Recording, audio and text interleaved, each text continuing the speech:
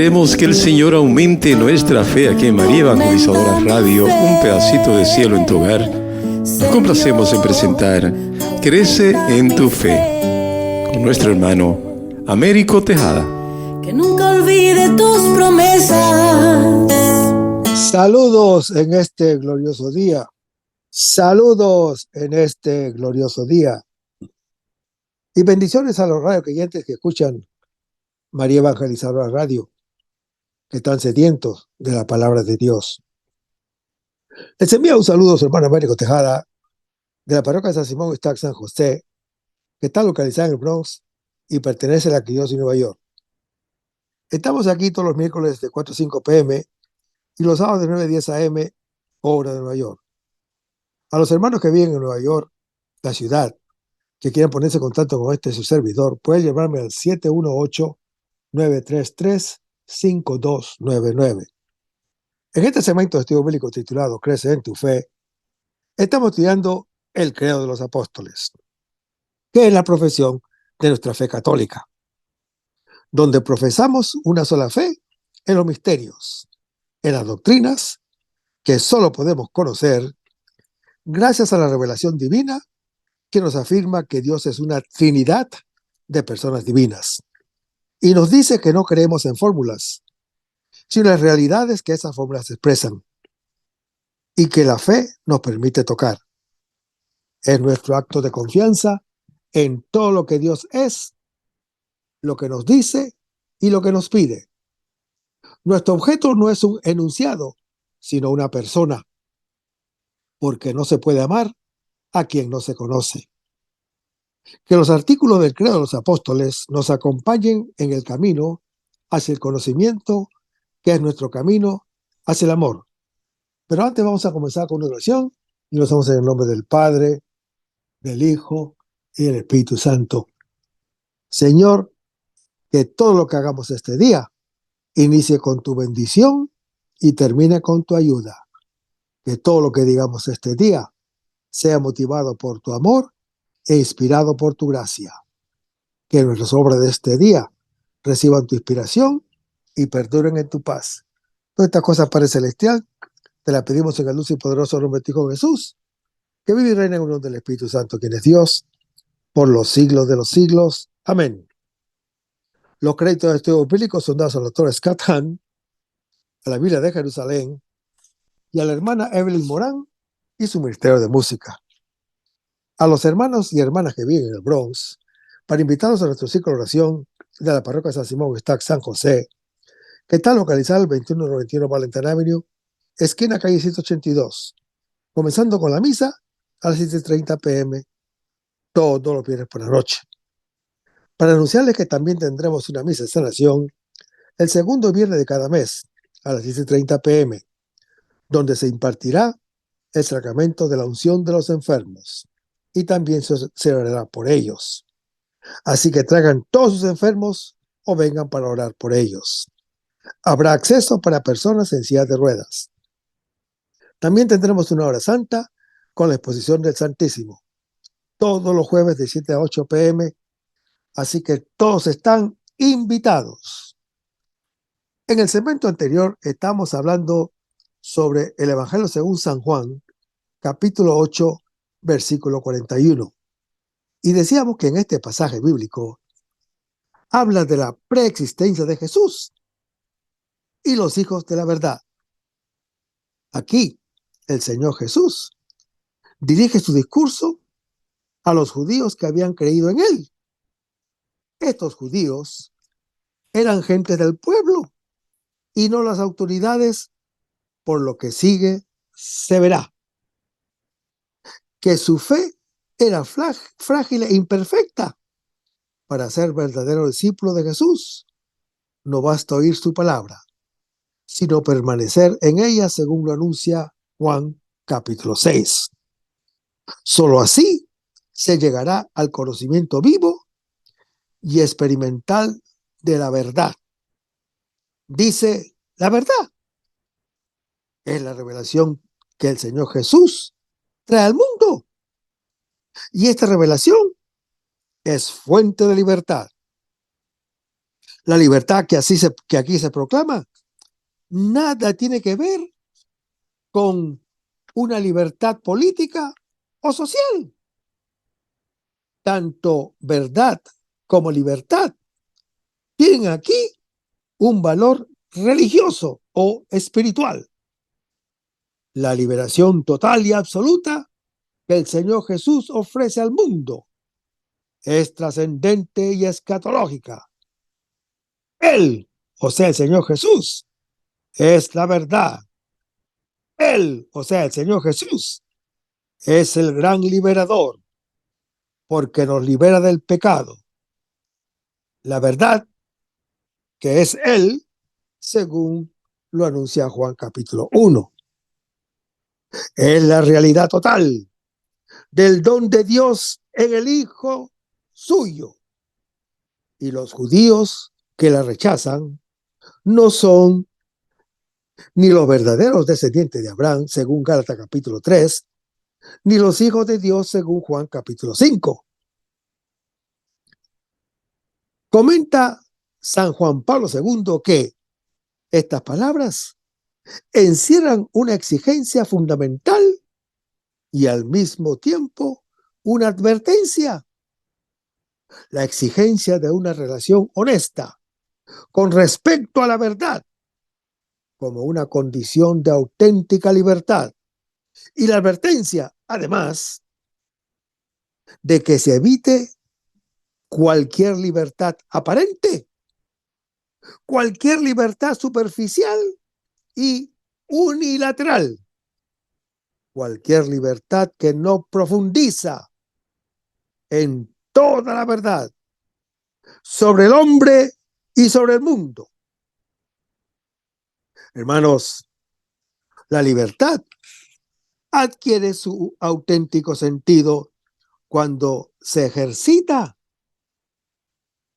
en servicio de la verdad que rescata, cuando se gasta en buscar el amor infinito de Dios que nos desata de todas las servidumbres.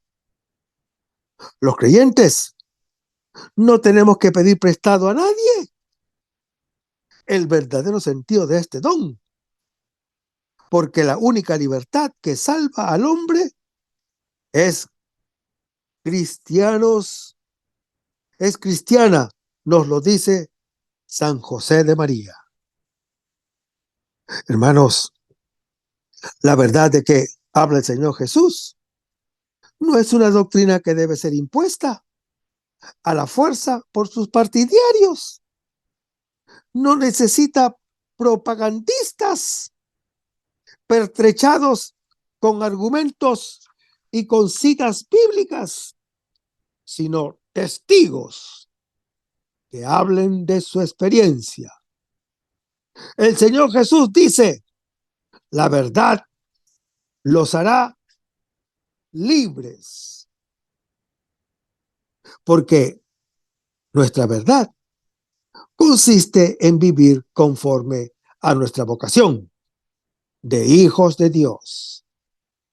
La verdad que da la libertad es el conocimiento del Padre Celestial y la aceptación de ser hijo. La verdad de Dios como Padre Celestial nos hace libres.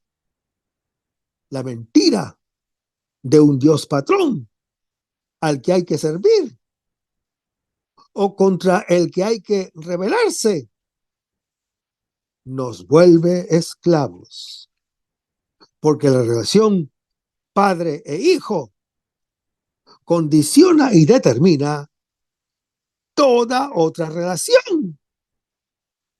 La verdad está en la palabra, que trae a la luz una realidad conocida.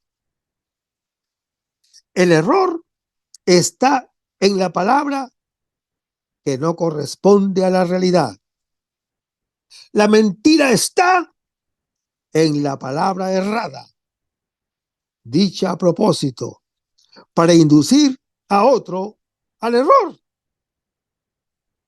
La palabra hermano que me escuchas, sea verdadera, sea errónea o mentirosa, determina el hacer de cada persona, dado que cada uno actúa aún más, se hace conforme a la palabra que acepta. Si la palabra es verdadera, da la libertad de entrar en comunión con quien habla y en armonía con la realidad. Si es errada, hace de quien la oye y acepta esclavo del engaño. Si es mentirosa, se convierte en una trampa para forzar al otro a plegarse a los propósitos de quien la dice. Hermanos, donde hay verdad, hay libertad y amor.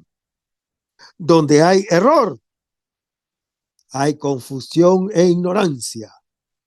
Donde hay mentira, hay violencia y esclavitud, opresión y muerte.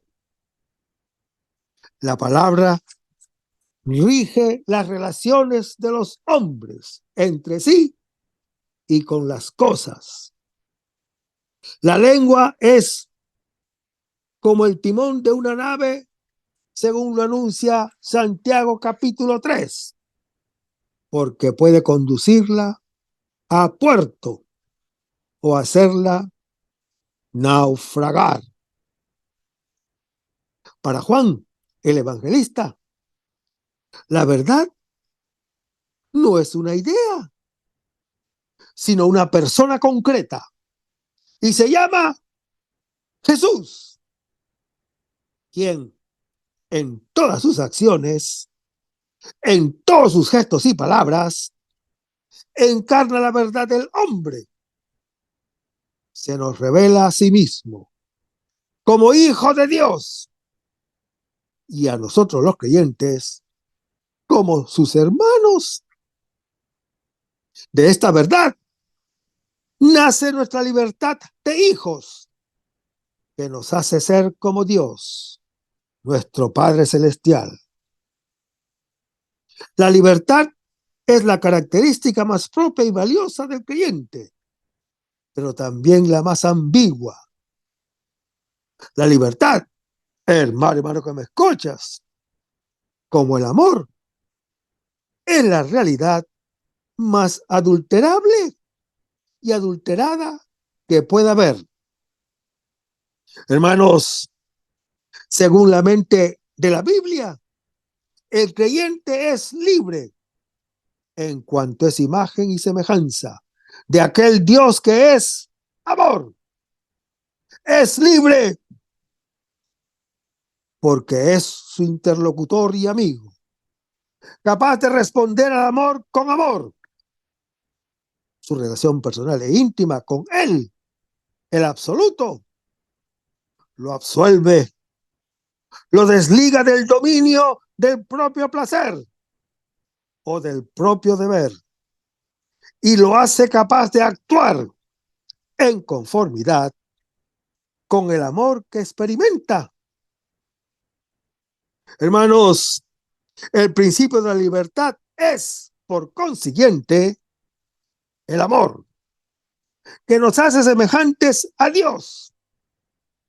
La libertad cristiana consiste en amar como y porque somos amados, lo que nos lleva a ponernos al servicio los unos de los otros, según lo anuncia el apóstol Pablo en su epístola a los Gálatas, capítulo 5. Hermanos, el Señor Jesús invita a quienes han creído a permanecer en su palabra de Hijo de Dios para conocer la verdad que los hace libres. Se puede ser hijos de Abraham o incluso creyentes y no obstante seguir siendo esclavos de la mentira que impide permanecer en la palabra. Somos efectivamente hijos de la palabra que escuchamos y vivimos. Por nuestro proceder se sabe de quién somos hijos si no acogemos al Hijo de Dios o queremos darle muerte. No somos hijos de Abraham ni de Dios. Al que Abraham creyó, somos en cambio hijos del diablo, padre de la mentira y homicida. A los repetidos insultos, el Señor Jesús replica que quien escucha su palabra no muere eternamente. Sus oyentes le preguntan, ¿quién pretende ser? Si todos los servidores de la palabra, desde Abraham hasta los profetas, han muerto. El Señor Jesús responde proclamándose como un hombre cuyo Padre Celestial es aquel a quienes ellos llaman su Dios. El Señor Jesús es el Hijo de Dios que estaba desde el principio. Él es el yo soy. Su revelación precipita el intento de lapidación al decir, antes de que Abraham naciese, yo soy. Hermanos, aquí el Señor Jesús se está refiriendo a su origen eterno, propio de la naturaleza divina. Como sabemos, es el nombre de Dios revelado a Moisés. Yo soy el que soy, en Éxodo capítulo 3. Hermanos, Abraham antes no existía, luego vino a la existencia y finalmente murió. Antes de él y antes de todo, existe el yo soy. Yo soy es el nombre, la revelación del Dios fiel y liberador, a quien conocerán por el Hijo del Hombre, elevado en la cruz.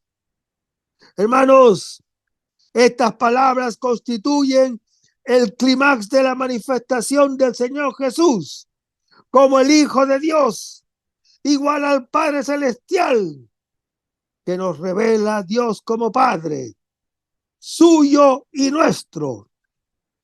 Hermanos, una oposición absoluta hay entre el modo de ser de Abraham y el modo de existir del Señor Jesús. Abraham fue hecho y llegó a ser. El Señor Jesús, en cambio, es. La expresión yo soy es un presente absoluto, es un atemporal, es eterno, que solo conviene a la divinidad y es el nombre propio del Dios único y verdadero, Yahweh. Atribuyéndose tal nombre, el Señor Jesús manifiesta su carácter divino.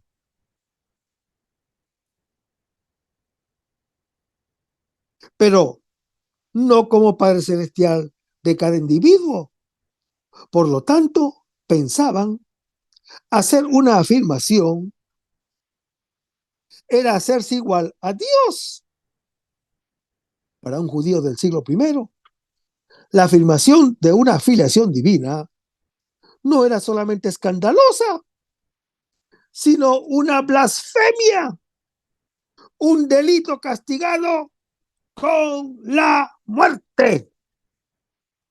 Hoy, hermano que me escuchas, tantos miles de años después, la afirmación del Señor Jesús debería seguir asombrándonos.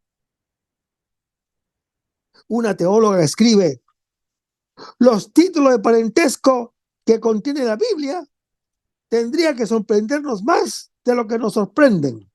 No obstante, los títulos de parentesco y las imágenes asociadas a ellos, padre, hermanos, renacidos, son un ruido de fondo poco percibido en el discurso cristiano, un lenguaje tan omnipresente que pasa inadvertido. Hermanos, la doctrina causante de tanto escándalo entre paganos, entre judíos, entre gnósticos y entre arianos es la doctrina de la que ha partido siempre la Iglesia para sus credos, cuando dice: creo en Dios Padre. Se trata de un asunto de extraordinarias consecuencias. Los cristianos de todas las épocas han afirmado su parentesco con Dios a través de la alianza del bautismo. Dios es el Padre del Señor Jesús y por lo tanto también es nuestro Padre, porque en el bautismo nos hacemos uno con Cristo y la Eucaristía refuerza esa comunión. Hermanos, con palabras de una fórmula clásica, nos convertimos en hijos en el Hijo, en hijos de Dios, porque vivimos en el eterno Hijo de Dios.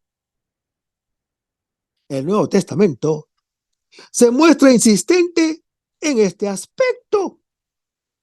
Después de años de predicación, San Juan el apóstol seguirá anunciando con asombro: mirad qué amor tan grande nos ha mostrado el Padre, que nos llamemos hijos de Dios, y lo somos, en Primera de Juan, capítulo 3. Y el apóstol San Pablo explicaba detalladamente las consecuencias de la incorporación de todo cristiano en Cristo. Así pues, hermano que me escuchas, no hay ya ninguna condenación para los que están en Cristo Jesús, porque los que son guiados por el Espíritu de Dios, estos son hijos de Dios, porque no recibiste un espíritu de esclavitud para estar de nuevo bajo el temor, sino que recibiste un espíritu de hijos de adopción, en el que clamamos: Abba, Padre. Pues el Espíritu mismo da testimonio junto con nuestro espíritu de que somos hijos de Dios.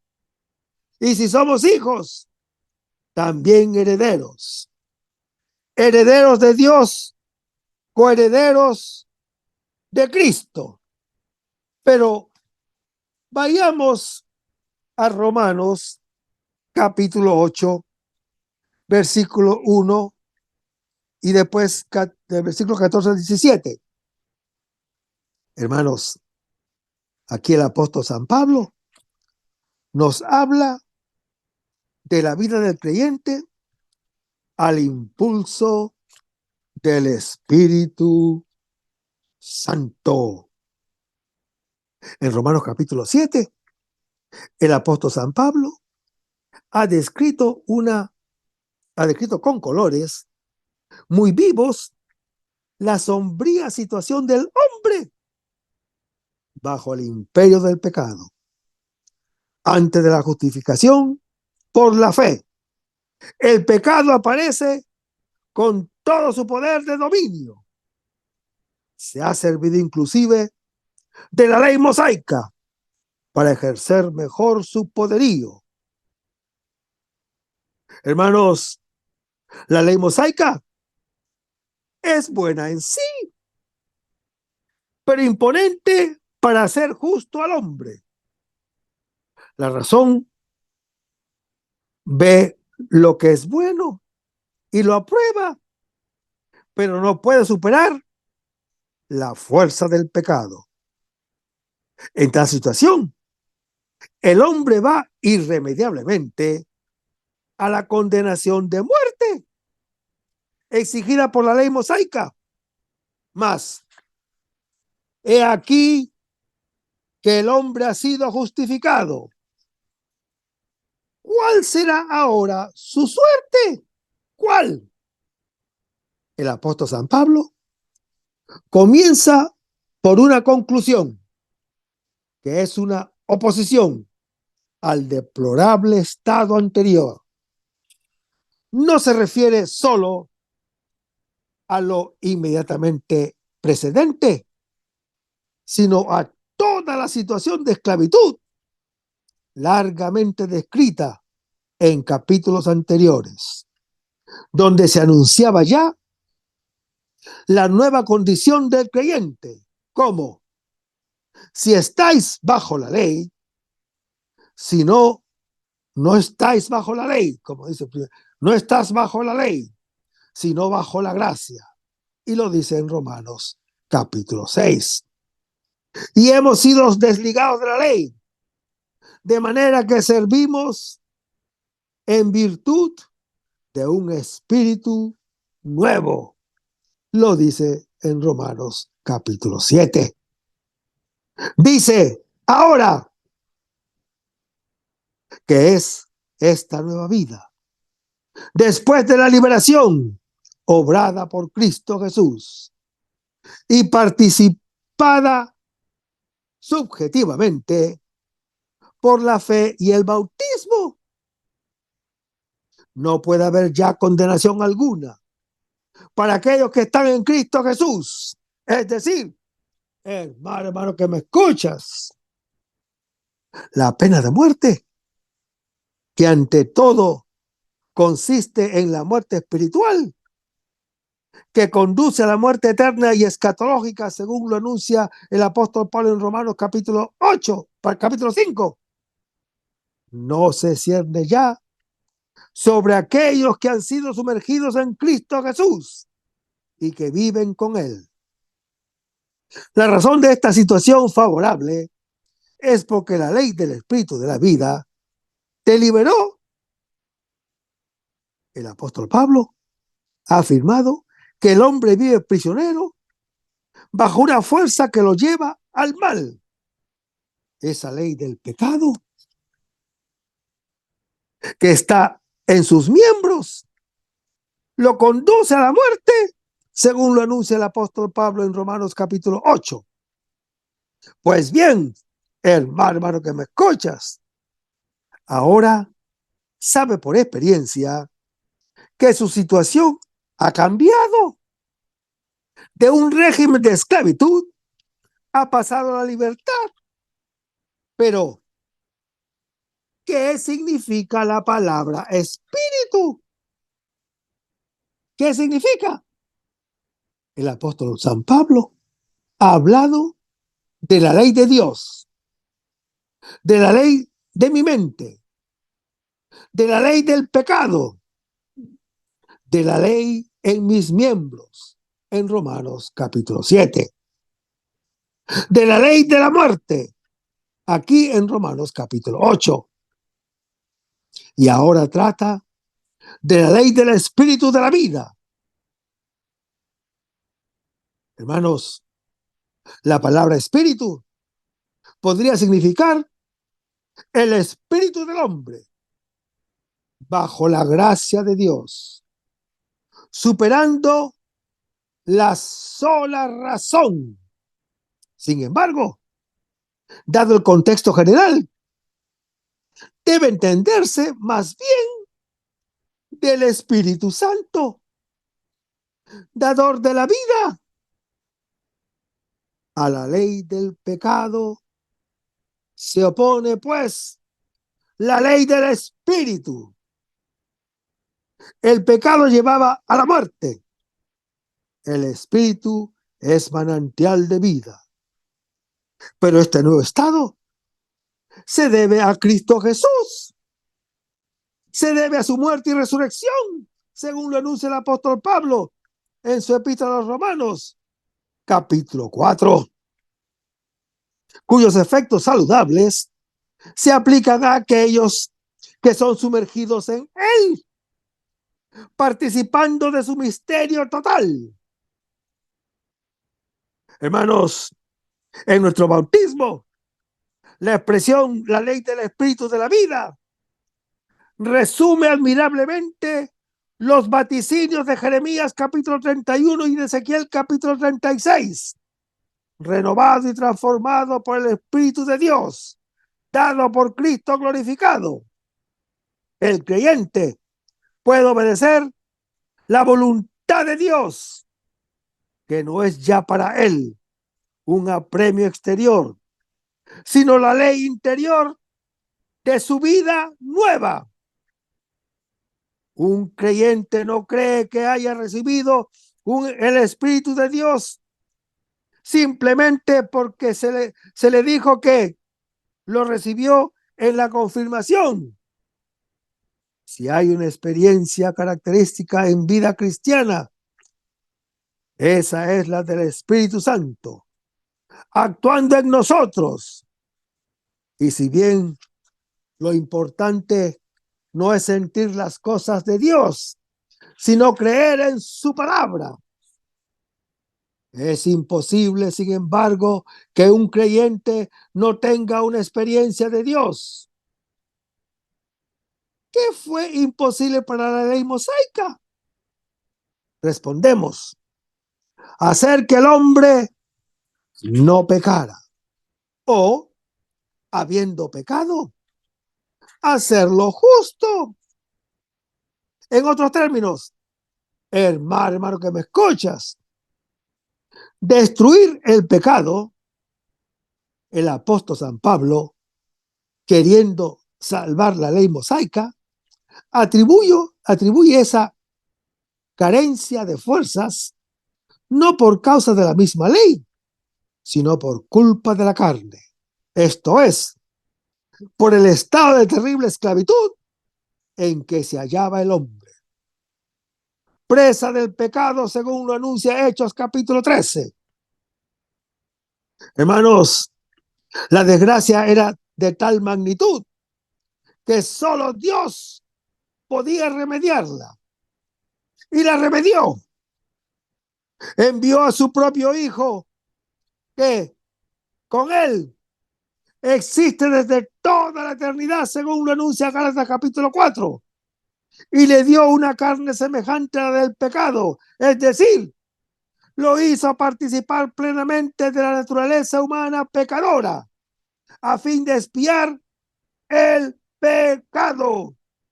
Hermanos, Jesucristo, al asumir la naturaleza humana, quiso tomar una carne semejante a la del pecado, aunque no el pecado, y sujetarse a las penalidades de esta vida, como el hombre, el cansancio, el sufrimiento y sobre todo la muerte. Al asumirlas, Cristo nos redimió, convirtiéndolas en cambio o en camino de santidad, de modo que a través de ellas nosotros podemos identificarnos con Él.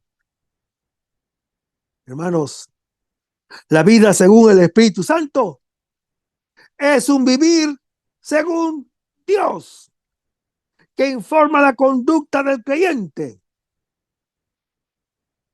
sus pensamientos, sus anhelos, sus deseos y obras se ajuntan a lo que el Señor pide en cada instante y se realizan al espíritu de las nociones del Espíritu Santo.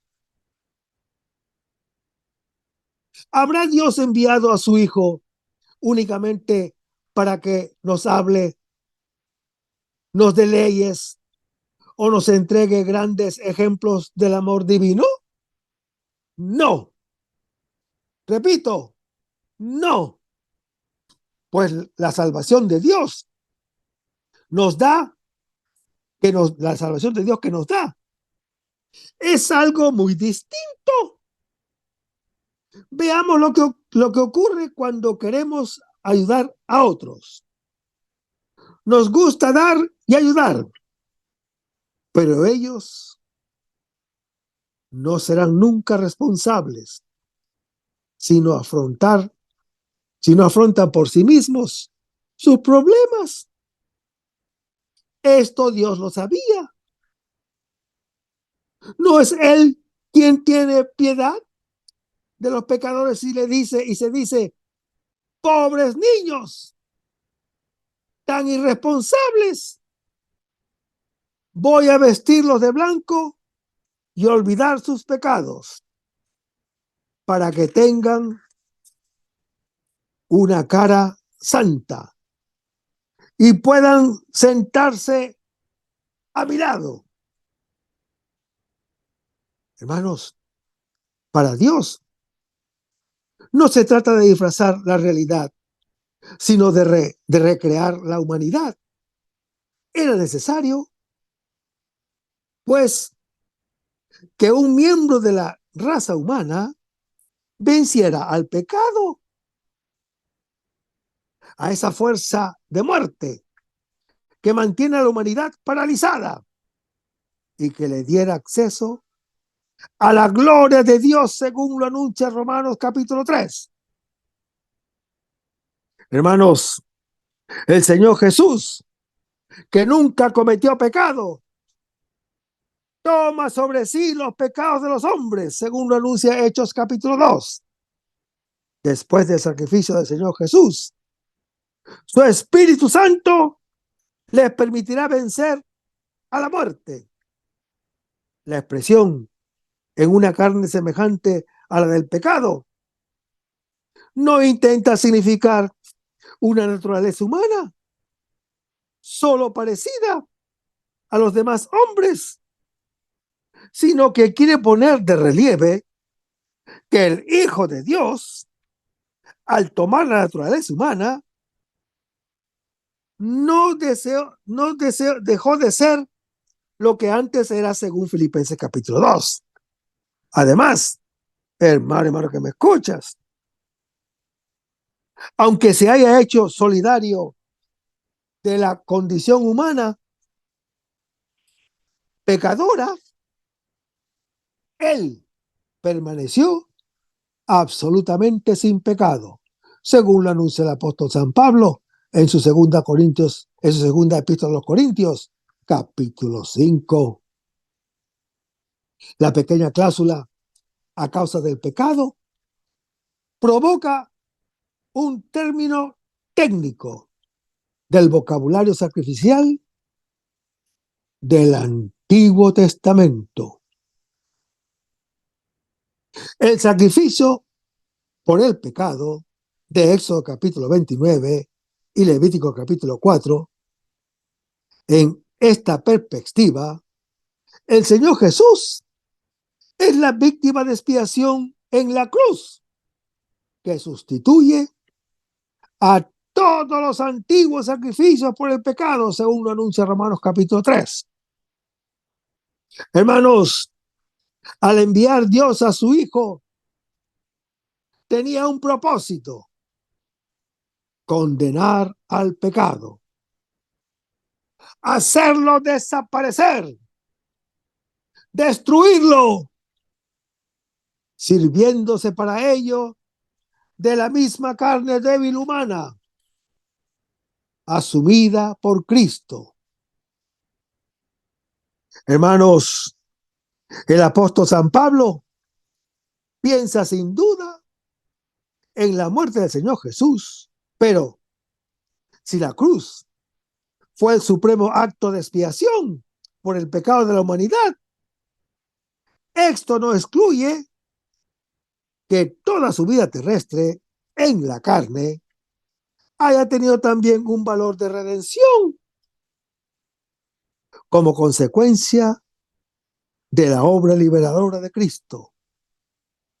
La justa exigencia de la ley, es decir, el veredicto de condenación, exigido por la ley mosaica a causa del pecado, según lo anuncia Romanos capítulo 1, se cumplió en la carne del Señor Jesús crucificado.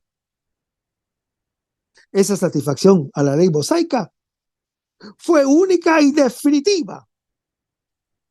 Puso fin al imperio del pecado y el hombre quedó liberado, pudiendo gozar de la justificación procurada por la obediencia de Cristo, según lo anuncia el apóstol Pablo en su epístola a los Romanos, capítulo 5. Hermanos, esta justicia de la ley, cuyo cumplimiento solo es posible por la unión con Cristo por la fe, se resume en el mandamiento del amor, según lo anuncia 1 Corintios capítulo 13. Algunos comentadores interpretan la justa exigencia de la ley como obediencia a los mandatos exigida por la ley mosaica. La obra del Señor Jesús ha traído la realización de las promesas de los profetas, al perfecto cumplimiento de la alianza, al impulso del Espíritu Santo que habita en el corazón de los creyentes, como lo anunció Jeremías, capítulo 31, y Ezequiel, capítulo 36. Hermanos, en una y otra interpretación, los creyentes, justificados por la fe, gracias a la sangre del Señor Jesús, no caminan ya según la carne, entregados como esclavos al pecado, sino que caminan ahora según el Espíritu Santo, como hombres vueltos hacia Dios, que actúan al impulso del Espíritu Santo. Hermanos, el creyente es un deudor. Se debe necesariamente a alguien, pero es deudor, no de la carne, para que viva obedeciendo a sus bajas inclinaciones. Dice, sino del Espíritu, para vivir según el Espíritu. O sea, hermano que me escuchas, el creyente es un deudor del Espíritu Santo, porque todos los que viven bajo la acción del Espíritu Santo, todos los que se dejan conducir por él, esos son hijos de Dios. Hermanos, el creyente se sabe hijo de Dios con una filiación adoptiva, pero real, que es participación de la filiación natural de Cristo, que es verbo encarnado. Esta participación nos permite exclamar, Abba, Padre, como el Señor Jesús, siendo Dios el creador del mundo, del universo, no le importa que no utilicemos títulos altisonantes, ni echa de menos la debida confesión de su señorío. Quiere que le llamemos Padre, que saboreemos esa palabra, llenándonos el alma de gozo. La filiación divina llena toda nuestra vida espiritual, porque nos enseña a tratar, nos enseña a conocer, nos enseña a amar a nuestro Padre del cielo. Y así colma de esperanza nuestra lucha interior y nos da la sencillez confiada de los hijos pequeños. Más aún, hermano que me escuchas, precisamente porque somos hijos de Dios. Esa realidad nos lleva también a contemplar con amor y con admiración todas las cosas que han salido de las manos de Dios Padre Creador.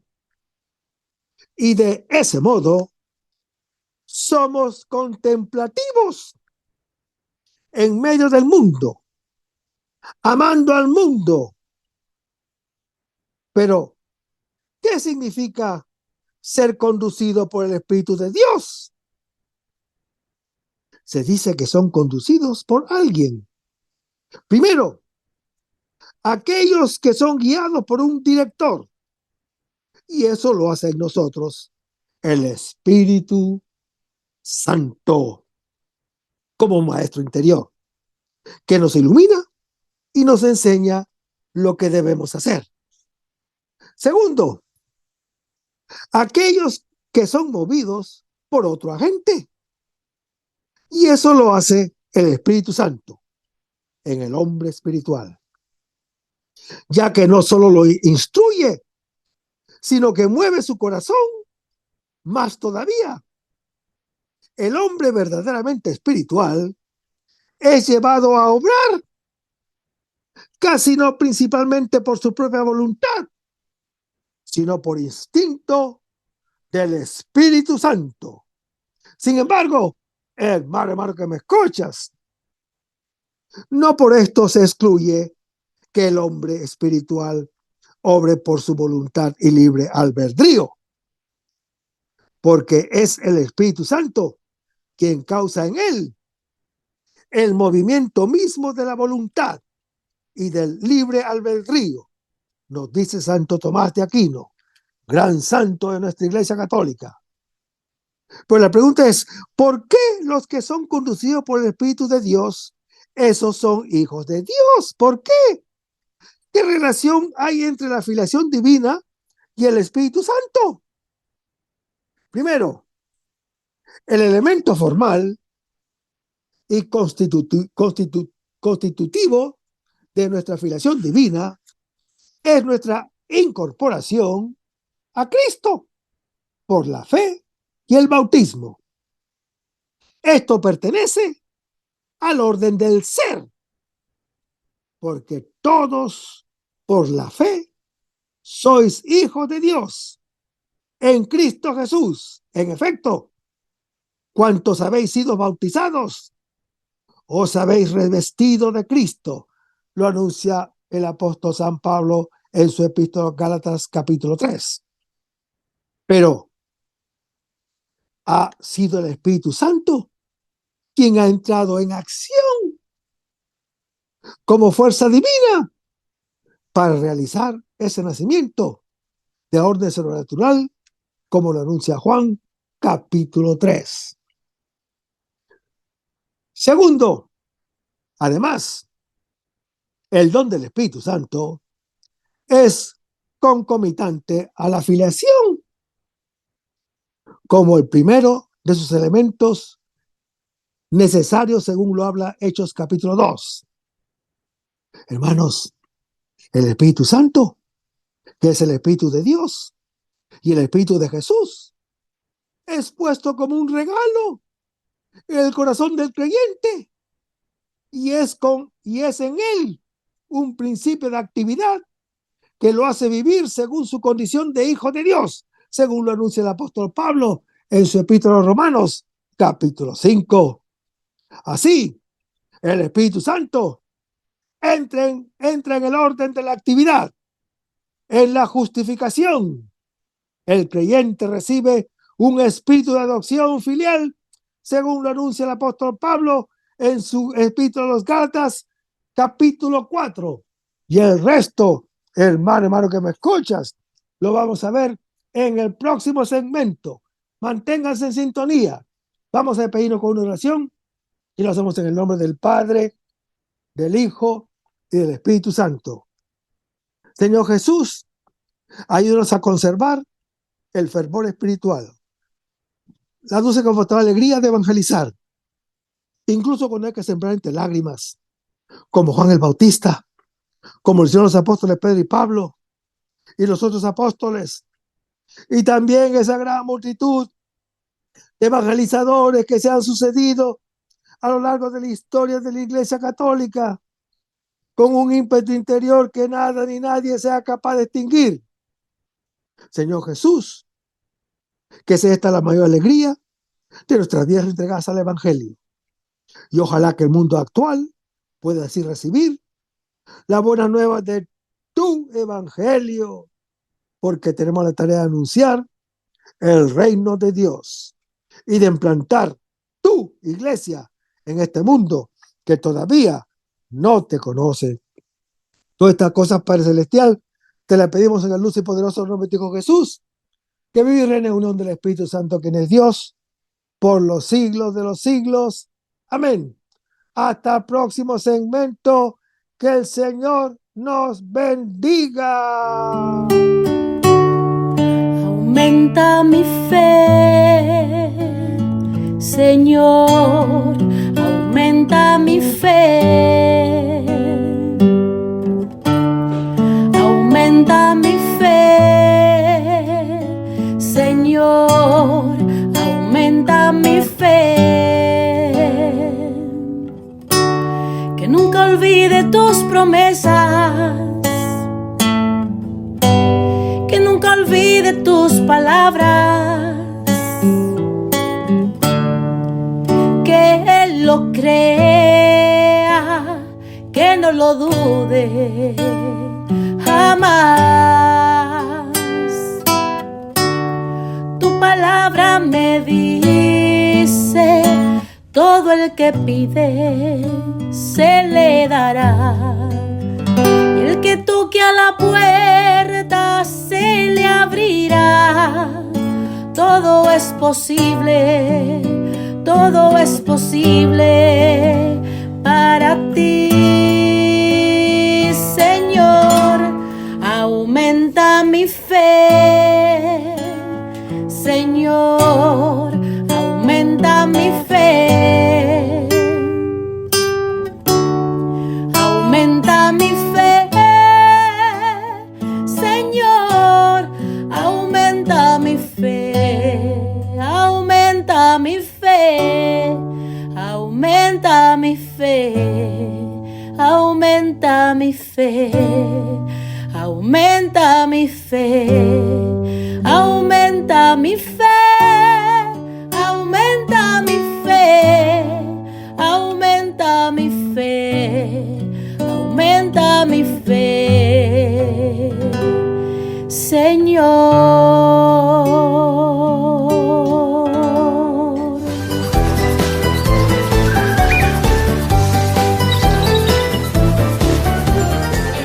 María Evangelizadora Radio. Un pedacito de cielo en tu hogar. Evangelizando para el mundo. 100% católica. Tía, yo estoy aprendiendo.